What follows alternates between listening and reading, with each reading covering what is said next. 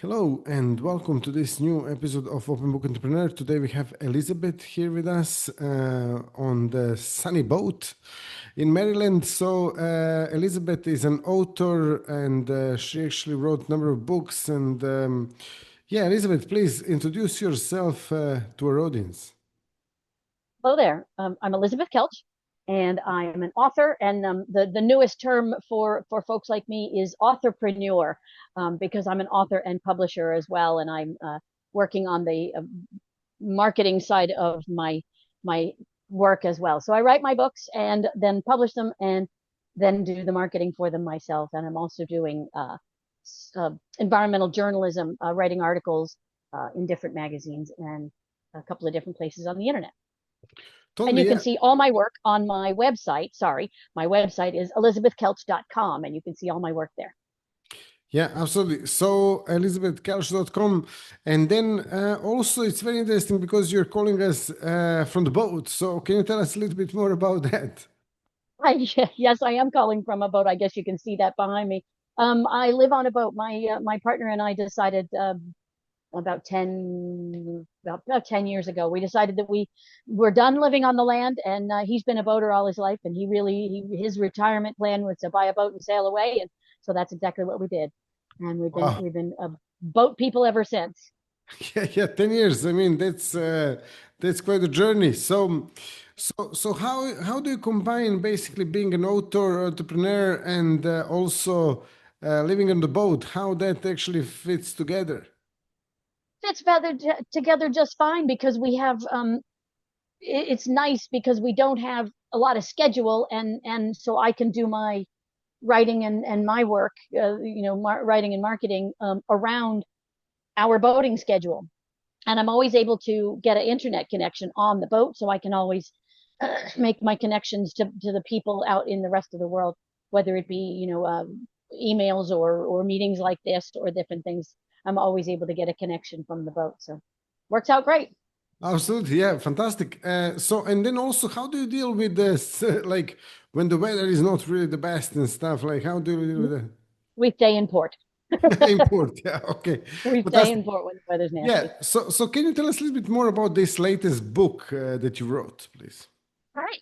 My latest book is called School Dishes, and it's a early chapter reader chapter book for kids who are just beginning to read on their own. They're kind of done with picture books and they're ready to start reading on their own. So it's got some pictures and different things like that. It's fairly short, aimed at those new readers, and it's designed to give those young kids a sense of empowerment for to take action in the world they see around them, in to help climate make some changes in the climate problem that we're all facing. Um, so many young people today are looking at the environmental mess that we've got, and they're just so discouraged. And I really wanted to empower the young people to to take action. You can do things that will make a difference, and go ahead and take that action. It may be hard, it may be a big struggle, it may be something overwhelming, but do it, because you have that power.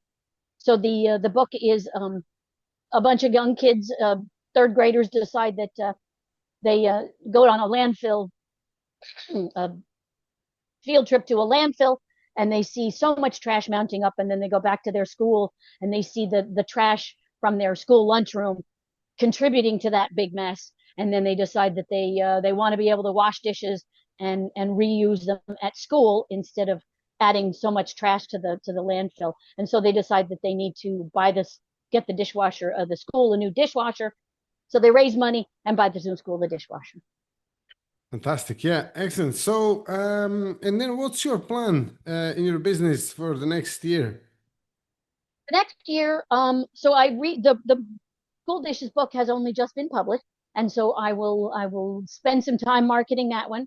And I'm working on um, my next book will be another. It's the Climate Action Kids series. It's just the first in the series. So the next book is going to be about kids who decide to create a neighborhood compost and help the gardeners in the neighborhood, save the organics from going into the landfill, And so that will be the next book.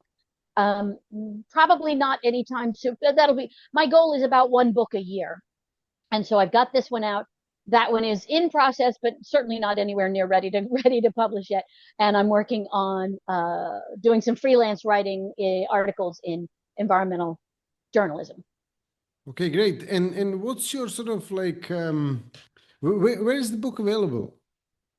The book is available on Amazon, again, through my website, elizabethkelch.com. The link is there through my site, and you can find it on Amazon. It's called School Dishes, and you can find it with my name, elizabethkelch.com. Great stuff. And then, so how did you actually, what inspired you to become a writer? I had kind of an interesting writer's story because I remember being back in in high school and thinking, oh, I'd love to be a writer. I think watching the school newspaper team and thinking, well, that would be really great. I'd love to be a part of that. But I had an undiagnosed learning disability, so my eyes really don't work right, um, and so much don't work right that I read painfully slowly, painfully slowly. The sort of work that you could get through an article in 5 minutes would take me 20 minutes. And so it with that, and I didn't know about it at the time. All I knew was that I was a painfully slow reader, and well, I can't be a writer. I can't even read well, so I certainly can't be a writer. But then many years later, when I was late 20s, early 30s, I finally got a learning the diagnosis for the learning disability.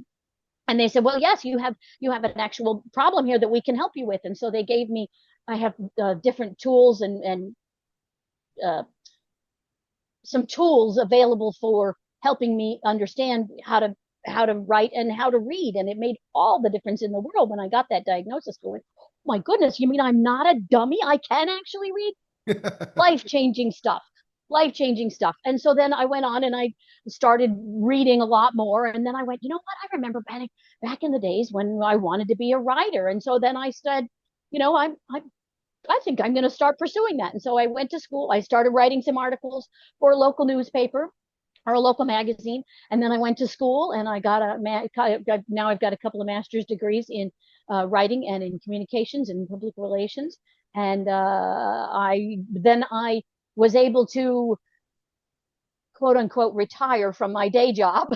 I was able to walk away from that as I'm a military retirement, so I was able to scale my life down, and my military retirement is part of my income. And I with that and my books, I'm a full-time writer now.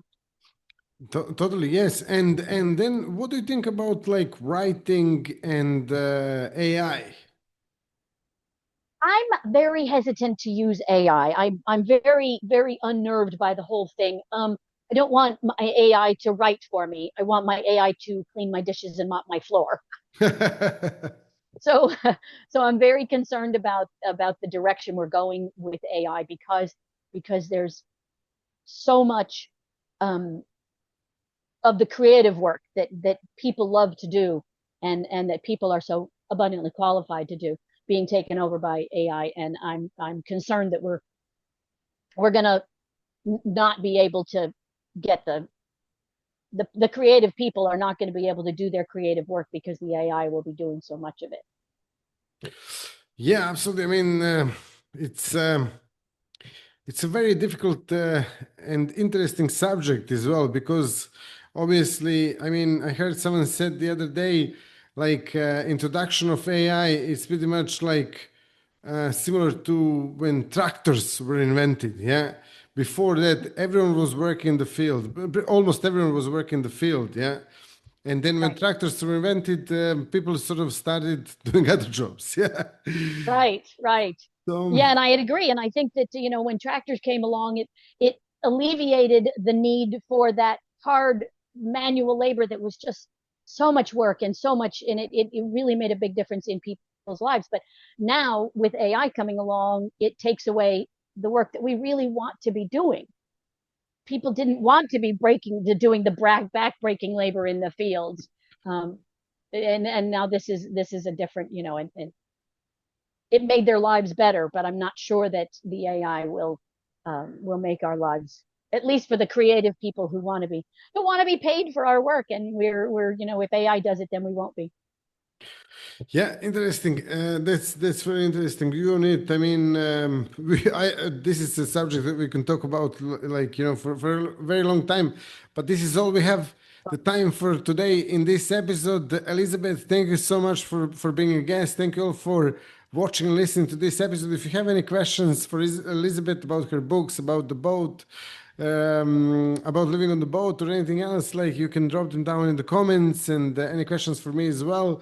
Also, if you like the episode, drop us a like, subscribe, and share it with your friends and family. See you all in the next episode. Elizabeth, thanks again. Thank you very much. Take care, Tony. Nice to meet you. Nice to meet you.